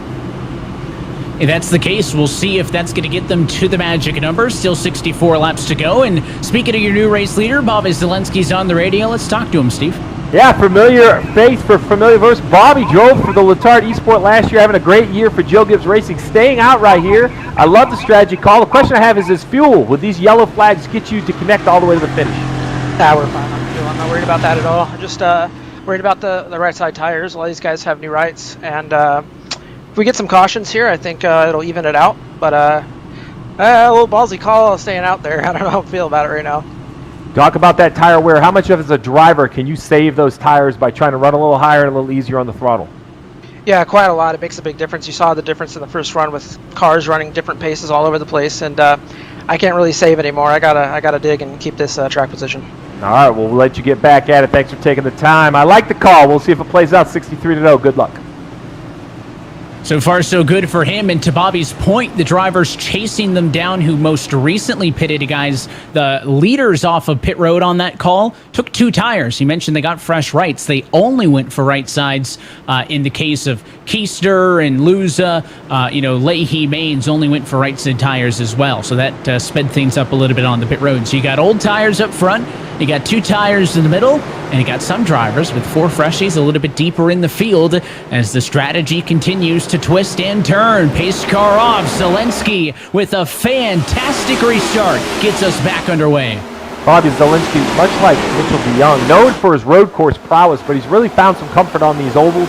Getting an oval win a year ago, and here he does lead with a great look at both Salas and Ottinger right here in the second row.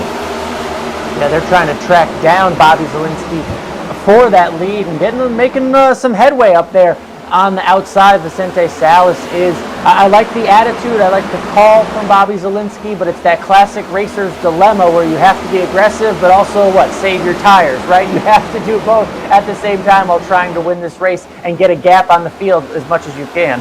Yeah, Ottinger back there now in the 4th position. The only driver this year to go back-to-back with wins. Back at Bristol in the spring, but a very different Bristol on the dirt, and then at Dover. Now we're on board with the 43 of Keister and the 19 of Salas.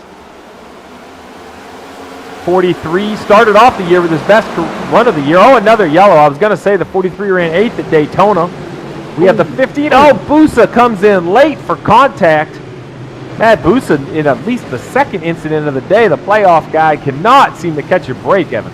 He cannot. We saw him on the run prior to this slow on the apron. That's because he had to come back down pit road for additional repairs. So Boost is actually running 3 laps down in this race. But you're right. He was late to the scene. And the driver who was involved in the accident was Blake Reynolds. Let's take a look and see what happens. You see the number 40 car circled, lined up behind him. That is Dylan Alt in the Coke Zero Chevrolet. And as they head off to the corner, side by side behind, and a little bit up the hill there, kind of that middle line there, he saved it once, but it was the second touch that finished him off. And maybe I'll take blame for these because we were just talking about, there's the late hit from Busa, how good both of those Jim Beaver Esports cars had done, guys, avoiding the first 2 wrecks, and now they have each been involved in the second 2. Broadcaster curse. I'm going to put the blame on you. Guilty as charged. Bristol being Bristol, at least starting to come out. It is the night race after all. We weren't going to go caution free. We weren't going to get every driver being lucky and missing all these incidents out here on the track. But through it all, Bobby Zelensky has maintained the lead. And, on these restarts, this is the time where if it's going to be, the pass is going to happen. If he's going to get attacked, it's going to happen on these restarts. He's held them off so far. But I actually think these yellows fall into the Zelensky strategy. While I do agree with you, Alan, that he, lining up 2 by 2 is nerve-wracking. I think tire wear is his biggest enemy. He even said it when we spoke to him. So I really believe every lap we run under yellow gives his right side tires a chance to cool, gives him a chance to kind of take a breath, to come up with his plan, to talk to his crew chief, to understand how far back those fresh right side tires are. And I think that's really the key is, I look back and what do we have? We have Colin Keister with fresher right sides in 3rd. Ryan Luza up to 5th, Michael Conti in 6th. So those will be the ones that I think the 18 of Zelensky will be keeping an eye on. Conti, one of the most veteran of the drivers in the series, has made it to the championship for twice. Of course, the past champ for 2014. We've got Vicente Salas now dialed up on the radio with us. Steve, he's sitting in 2nd. Yeah, Vicente, great strategy call. I love staying out. What's the concern of those right side tires? They feel pretty good right now. Right now we're kind of trying to match Bobby's pace and keep in front of Colin. But I think the ultimate goal is just to keep inside the top 5/top 10 and keep the car clean. So let's talk about that. The yellows, an advantage to save tires or concerning because it keeps bunching up the pack?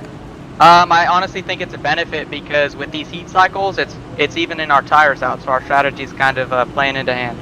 All right, Vicente, we'll let you get back at it. Good run so far in the front row. Good luck on these last 55 laps. Thank you, guys. I like what his theory was there, Evan, because not only did he have good answers, but he didn't have a pipe dream of winning, right? While that is, of course, his goal, he said, if we run top 5, top 7, even the top 10, that will be mission accomplished.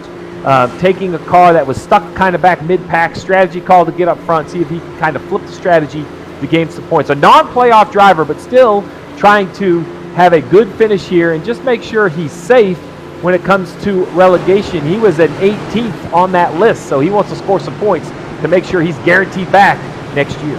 A lot of points on the line here. Came into tonight 21 above that relegation cut line. Zelensky again, though, from the inside of the front row, sees the green flag. 53 laps to go at Bristol. On the door for second, Colin Keister still trying to spearhead the effort for the drivers on fresh tires, and he goes up the hill, and they're pushing each other out of the way in the battles up at the front of the field. You see Lowe, you see DeYoung making a step from the bottom to the outside. Drivers want to be up top if they're trying to make moves fresh off of these restarts, and that's why you're starting to see some drivers not ride the bottom. They're trying to push those cars. Look at the 20, up a lane or two, push those cars high, and look at Keister. He's on the door trying to crowd that 19 to limit how good of the run that Salas will get off the corner. Yeah, Ryan Luza right behind, also on fresher tires. I like the patience. He's kind of running middle lane, letting these two figure it out. There's nowhere for him to go. Try to keep saving those right side tires. Let the two cars in front of him figure it out. At some point, 3 wide might be an option, but with 50 to go, I think you can remain patient. And of course, these are the older tires here, as there is flying Ryan Luza in the number 4 car, not competing for the championship this year, but a driver who knows about big moments in this series' history. The 2017 eNASCAR Coca-Cola iRacing Series champ out of Cypress, Texas, always a threat. And now your top 4 sees 3 non-playoff drivers. So, unlike in other sports where you don't make it to the playoffs, you get to sit out for the postseason. Not here in NASCAR, not here in eNASCAR, and those non-playoff drivers are a huge factor here tonight so far at Bristol. And we've seen, just for the time being, Colin Keister and his 2 tires have won that battle right for the second position. We'll see if Keister can use those 2 tires and go attack Bobby Zelensky. But you can see Michael Conti, again, one of those cars, one of those playoff drivers with the different strategy, with the newer tires, the newer 2 tires, trying to do as much as he can with them right now. We saw it work for second place. We'll see what it can do for Conti in fourth. I like what the 4, though, of Ryan Luza did right there. He kind of showed the top lane to the 19 of Salas. Now he's back to the bottom. You see the 8 of Conti, a little defensive driving there on Nick Ottinger. Now Nick is going to try to run just a half a lane lower, and as he does it, here comes the 10 back in the picture. Steven Wilson, a good qualifying effort, lost some track position, but now he is back up inside the top 10, James. Yeah, big note here from Nick Ottinger. Running a little bit tight at this point. Car still feels a little bit tight after some of the adjustments they've made on pit road. Spotter told him, just keep working that top line, keep fighting for me, dig through it. We'll see if we can help you out if we get a few more yellows. So a little bit of tight machine for Nick Ottinger, but it's not something the 2020 Championship Series can't work around. That's good feedback, though, Evan. If you have an ill-handling car at Bristol, the best thing you can do is park it on the top lane. You might lose some spots to the guys on the bottom, but make them work for it. If you get a guy to your right rear quarter panel, they are going to just go by you time and time again if you give up that top lane. So right here, you see the 10 a little bit faster, but look at the work he has to put in. The 25 is able to keep that momentum. He's going to make this pass take 10, 12, 15. Oh my goodness, wow. 15 laps. The 10 with a little bit of a dive bomb on Conti. You're not yielding much. The 10 aggressive on Conti, the 17 of Honeycutt, very aggressive on the 45 of Leahy, and it's crunch time. Inside of 40 laps to go, you're on the front bumper of Zach Novak's number 5 Chevrolet. He rides in the number 12 spot right now, trying to chase down Gaston. Look at all of the movement up top. Honeycutt slides wide. You got Garrett Main sliding down to the bottom. Pretty obvious that those non-playoff competitors aren't really yielding much to those playoff drivers, and I think we're about to see that up front because Keister finally able to break all the way clear of Vicente Salas in the battle for third. Salas now dealing with a charge from Conti, so Colin Keister half a car length off of the back bumper of Bobby Zelensky. We've only seen 2 race leaders tonight. Keegan Leahy led 101 laps. Zelensky has led the other 37, and on the outside in 1 and 2, there goes Keister. New race leader, lap 140. Colin Keister goes to the point. Yeah, using those fresher right side tires. They're about 22 laps fresher, and you saw him get to the right rear quarter panel of the 18 and actually make it look pretty. Oh man, a big wreck right here. Wow, that is a whole host of race cars, and immediately I looked for the red numbers, guys. Leahy involved in this one, so that one must have started pretty high up in the running order, but I think I saw both DeYoung and Ottinger, if not in the wreck, where it started, and again, an incident just turns into a big pileup as the racetrack gets blocked. Yeah, looking forward to the replay on this one. Just after Colin Keister finally takes the lead from Bobby Zielinski, we get a slowdown in the action with this caution, but that was a big wreck once we switched into that view. Looked like Keegan Leahy got the worst of it. We'll see what started it all here in a second. Take a look. I think it's going to happen with Honeycutt, Leahy, and Ottinger. Let's watch this as they go off into 3 and 4. 25 gets high. They try to go 3 wide off the corner. I don't know. Might have to put that on Leahy a little bit. I know he's going to be frustrated that the 17 put them 3 wide, but the 25 of Ottinger was high enough. I thought there was a lane for the 17. The 45 on corner exited like they were only 2 wide. They looked to be 3 wide. Same thing. No, I don't think there was any ill will, but fault still to be blamed, I think, on the car on the bottom coming up thinking he had 2 lanes to take.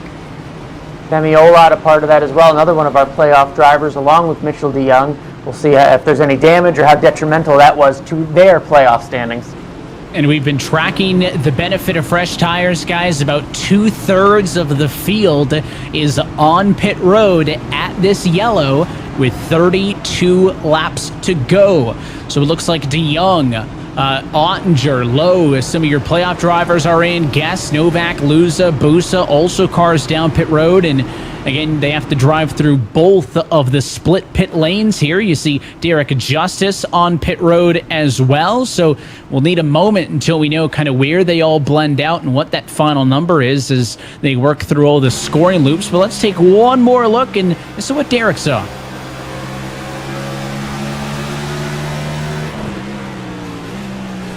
Ooh.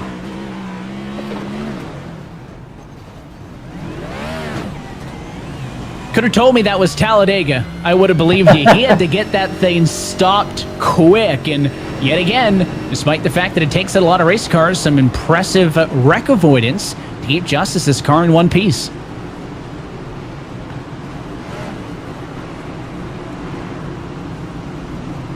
So just looking at the intervals, as most of these drivers have now cycled off of pit road, it looks like your top 8 have decided to stay out.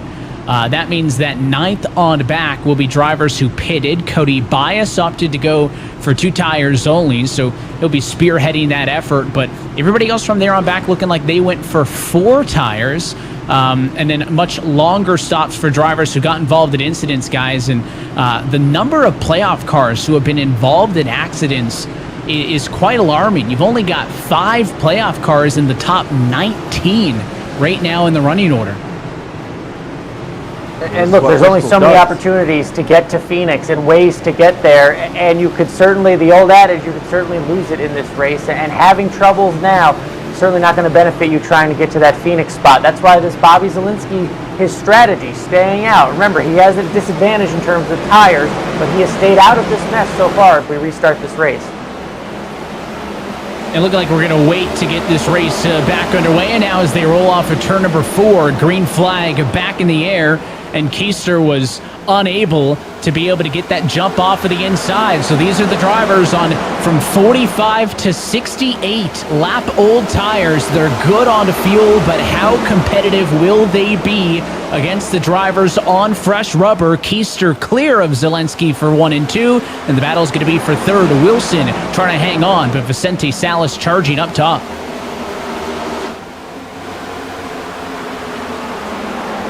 Ryan Luza right there in the 4 on the bottom. Those fresh tires allow him to run the bottom. And you see what kind of grip it has. He's got to look 3 wide, I think, underneath the 10.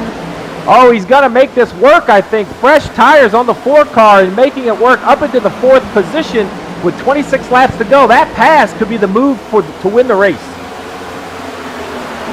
And I think about some of these playoff drivers. The fastest of these, Alan. Look at this. I mean, Bobby Zielinski has been so good tonight. He's not going to stand a chance here, and I think it's a matter of time. Lose it to P2 and looking for more. Yeah, and just thinking about drivers like Steven Wilson, when you have those cars going by, you have to think about bigger picture, and obviously you want to fight off the rest of the field, but he had Ryan Luza going by him and is able to kind of get out of this hornet's nest right here and still maintain his position in fourth. And well, to the on inside. the left side of the, oh yeah, there you have it. I was going to say, this isn't going to take very long, is it, Evan?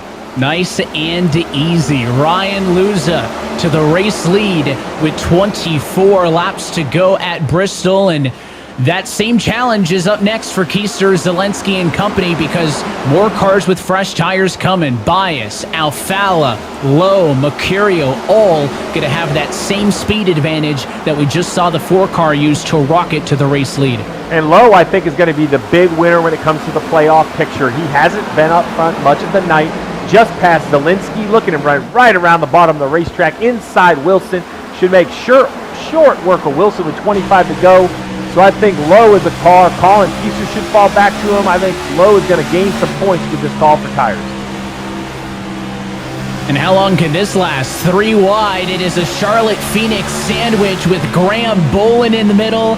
Fellow championship competitor Michael Conti lined up with his teammate LaPrade, and the outside stack it up because they cannot get around Salas on nearly 80-lap old tires.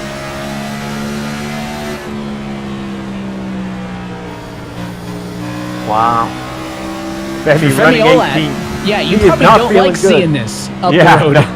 He is like, guys, let's just get this worked out. I've had an exciting day. I want to get out of here with the top 15, currently running 18th. Playoff driver. Probably talking with his team about, hey, what's the game plan? When we catch up here, Olat, one of the drivers on fresh tires, pitted on the most recent yellow, so he certainly will have an advantage over these drivers. Of course, was caught up partially in one of those earlier incidents, so you have to wonder what that 79 car's running at. Is it at 100%, 90%, 80%, and how much that damage may be affecting him, if at all. Look at this now. Third place runner Ray Alfala. The story for him late in the season was, of course, the fact that he had gotten that race win at the Nashville Super Speedway, but did not maintain the top 20 in points, Alan, he needed to advance to the playoffs. So the 4-time champ in a big fight here to stay in this series, avoid the relegation bubble, and right now he's sitting in a real good spot, sitting third. Yes, and we saw him how fast he was early on in this race, running the top side, and now later in this race, you give him something of a tire advantage. He's chasing after drivers on the same similar strategy that he is on. We know he can run up there. We know he's got the resume to prove and the skills to get around this place. But he's got to finish this off because relegation is on the line. He's a proven winner just this season, but he needs to get back in the top 20. A run like tonight, if he can bring it home here in the top 3 with just 13 to go, that'll go a long way in putting him in position, or at least closer to position, to moving on for next year. And look what those new tires have done on the left side of your screen when it comes to timing. Garrett Lowe in that 21 car up to 4th. This is a driver that is going to use these fresh tires to gain some all-important points. You see the gap he has over to the other names in red. Those are the other playoff drivers. They just lapped Leahy. I mean, Leahy led 100 laps in this race, and he is off the lead lap as we get to 10 laps to go. And the strategy calls are really becoming apparent in terms of how good these tires are, the strategy there. I think about Michael Conti, who was running in the top 5 for much of this race, started up front, playoff driver, one of those drivers that has 64 laps on his tires, now all the way back in 15th, watching these drivers on a different strategy drive away, and some of them the playoffs. Garrett Lowe's going for one extra position, makes a big dive under the 51 of Ray Alfala. Can't really make it stick. I think he's going to kind of reposition himself, maybe try to work to the outside, maybe be patient. Maybe the 51 will make a move to the inside of the 24. That'll give the 21 the opportunity. Garrett Lowe looking to be the highest finishing playoff car by a pretty hefty margin if this thing could hang on. He entered tonight, of course, tied for all those spots right on the cut line, courtesy of a race win earlier this year. It is his 3rd career playoff appearance, but Garrett Lowe's only got one top 5 this year, guys. Talk about making it happen at the right time. Look at the live points. Right now, he's sitting pretty as the number 1 seed, 12 above the cut line with 6 to go. He would love if these results hold. And remember, without a playoff winner tonight, that would mean that 2 are guaranteed to get in on points. Even if playoff drivers win the next 2 races, 2 would get in on points. That's why points will matter for these playoff drivers. Looking at Alfala continuing to try to put the pressure on Cody Bias late in this race. They're 1.4 off. Luza looking pretty clear if he can deal with all of this traffic. He does not love this traffic with a 1-second lead. He's not as concerned about losing time from behind, but he doesn't want to see contact in front. Putting a lap on Novak, Vicenzi Salas. These are drivers that were just up front racing for the lead. Luza getting in the middle of traffic right there, sparks flying. This is a lot to navigate with just 2 laps to go and the checkered flag on the line. You can see Luza talking it through with the team. I'm sure they're coaching him through, talking to some of the other drivers to get them out of the way. But this race is official. White flag in the air. How about Luza? Started midfield, 14th in this race, but made the strategy call when it mattered the most, and he'll spoil the playoff opener. Ryan Luza wins at Bristol.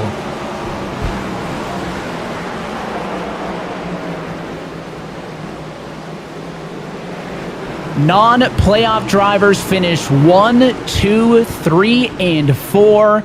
And Ryan Luza continues to add to his illustrious career, 3rd on the all-time wins list, now with career win number 16. Burning it down on the front straightaway. This winning moment is brought to you by Coca-Cola, the official fan refreshment of eNASCAR. And for all the playoff talk tonight, guys, in the end, as you see his teammate there from the X-Set and championship hopeful Casey Kerwin come, and they'll do a bit of a dual burnout to celebrate. For large part, look at the finishing results. The non-playoff cars steal the story, occupying 8 of the top 9 spots.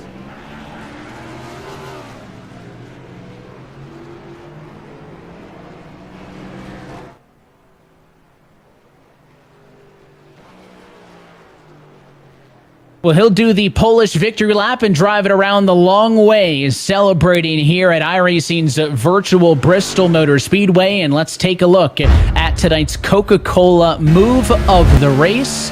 And it was Luza who pitted with 32 laps to go in this race to get to 4 fresh tires, and it was originally that man right there who had a strategy call to put himself to the race lead, but the 43 machine just could not do anything against this. Got to the inside and was home free from that point. Ryan Luza, first win of the season, 16th win of his eNASCAR career, and that's got to be a huge confidence booster for him. Not in the championship fight, in a position that he's not really used to, guys. Came into tonight tied for 19th in the points, only 8 points safe of relegation. Well, a points haul of P1 tonight going to help his efforts of making sure he's here to fight back for the title again next season. And let's talk with your race winner. Ryan Luza is with you on the radio, Steve. Ryan, first of all, congratulations. I know it was a strategy call for fresh tires, but you had to make the fresh tires work and work quick through traffic. First of all, let's go back to the restart. On fresh tires, did you think there was enough time? What was the confidence level? I thought there was plenty of time. If we went green, I was just worried about not getting through as fast as everyone else behind me. Because if I got caught up once, everyone else behind me was on 4. So luckily I was able to get through, make the couple 3-wide moves to just get right to the front and have like a second and a half gap to play with and kind of sit there and save in case we got a caution late. Really, really cool. Thought we were going to have a winless year for the first time, but we got it done. Thanks to everyone at Ryko. Really can't believe it. I wasn't expecting it and came one race too late, but, you know, we'll take it. This will help us solidify inside the top 20. That's what I was going to mention. It did come one race too late for the playoffs, but you didn't want to have a 0-win year, 16 career wins. You know how to get it done. How much is this going to help you to enjoy the last 3 races, knowing you're now a little bit more breathing room on that 21st position? That's going to help a lot. I can't check the points right now. I doubt it's updated yet, but hopefully this moves us and gives us, 20, 30 point cushion, which I'd imagine. And then as long as we have a good showing at Dega, I think we'll be pretty good to lock in here. And really cool to get another one for XSET. Got them a win both years now. Casey got one earlier. So hopefully we can get Casey a win here, get him in the Final Four. And that'll be about the best year we could ask for. All right, man. Well, congratulations. It's always great to go to Victory Lane. Even, I think, more special at Bristol. That place is so tough. Heck of a run, and good luck the rest of the season. Thanks, Steve. Thanks, guys. Appreciate it. Impressive run for Ryan Luza in the 4 for Team XSET. Best run of the year also for Cody Bias in the 24 for Mode Motorsports. Cody, man, fresh tires, you made them work. It looked like you might have had a chance if you could get by him in traffic. In the end, no, Ryan Luza get out front. You did a nice job of clearing him, though, getting up there and having a P2. Yeah, I mean, it was just a great strategy call all night by my crew chief, Jared Liebert. He made all the right calls tonight, truthfully. I'm pretty sure we were on the same left side tires for the last 80 laps, so we just kept taking 2 to gain track position. And fortunately for us, there was a giant pile-up that we got through, and then from there we kind of just rolled bottom to a P2. So after the season we had, it was a very, very much needed P2 tonight. It's been a heck of a year. We've had speed at times, and we just haven't been able to put together the finishes. Tonight, completely different than what we've experienced all year, starting in the back, and to bring a P2 out of it was pretty amazing for us. Yeah, racing can be finicky. It's great to see you get your season best finish. First race of the playoffs. I know you want to be in the mixed playoff bound, but either way, everybody out there is battling a little good momentum with 3 to go. Congratulations on your second place run. Yeah, man, I appreciate it. Thanks all you guys for doing what you do. Thanks again to Mode Motorsports for being a huge support of mine this year, and we'll go get them at Talladega. There you have it, your second place finisher. Cody Bias, season high second for Mode Motorsport. Pretty impressive. Now this man, he was a highlight reel early. No surprise he ended up at near the front at the end. Ray Alfala, a decent run. Ray, let's go back to the start of the race, man. You were rim riding and moving up at one point plus 28 spots. Was that the plan the whole time? Just to get to the top first and use that clear track? Yeah, absolutely. Everybody decided to save tires all at once, and I was like, all right, free real estate. We're going to the front. Eventually somebody's going to run into somebody. It's Bristol. So that's what we did, and we ended up we fell back to 17th and that gained 14th, and then that set us up for the end of the race. But before anything else, I want to say hi to Jackie and Layla for tuning in, and also my family for all their support. And it's awesome to get VRS back on the podium. It's been a terrible season. We won a race and missed the playoffs, so we want to end the season on a good note and hopefully make it back into the top 20. So this is a good start. That's what I was going to mention. Bittersweet, right? Won a race but couldn't stay into that top 20. This good, solid run, though, should move you up. You came in just on the outside, but a reasonable amount of points you could be able to make up. Does this give you some – I know no one has confidence going to Talladega. It's crazy. But assuming you can avoid the wrecks at Talladega, right? Miami and Phoenix, you run well everywhere we go. I have confidence going into Talladega. I'm not in the playoffs, so I'm not worried about it. I love it. Love the approach, man. We appreciate it. You were fun to watch right from the start, as always, and congratulations on a solid night at Bristol. Thank you, guys. See you. So big thanks to our top 3 finishers for chatting with us there. We take a look at your Coca-Cola full race results tonight from the virtual Bristol Motor Speedway. Of course, Garrett Lowe, the highest finisher of your playoff cars at 5th. Fellow playoff driver Steven Wilson tucked in there in 10th. And how about those Latardi Sports Chevys? Hey, they I are take both it the inside good luck the top charm. 10. One top 10 all year. We get 2 in the top 10 on the first broadcast I'm on. Maybe I should have broadcast them all. You see Graham Bolin involved in a few ints, came back into the 11th position. Colin Kieser held on with those older tires, seemed to do okay. Keegan Leahy, amazingly, all the way back in 23rd, 2 laps down. It's tough for those guys. I mean, a lot of playoff drivers in the 20s, right? Femi Olat, Casey Kerwin, Busa, and Ottinger. And who would have thought, after how good things started, guys, Mitchell DeYoung, the lowest finishing playoff driver, 33rd. Not representative of where he ran tonight. Tough night for Mitchell DeYoung.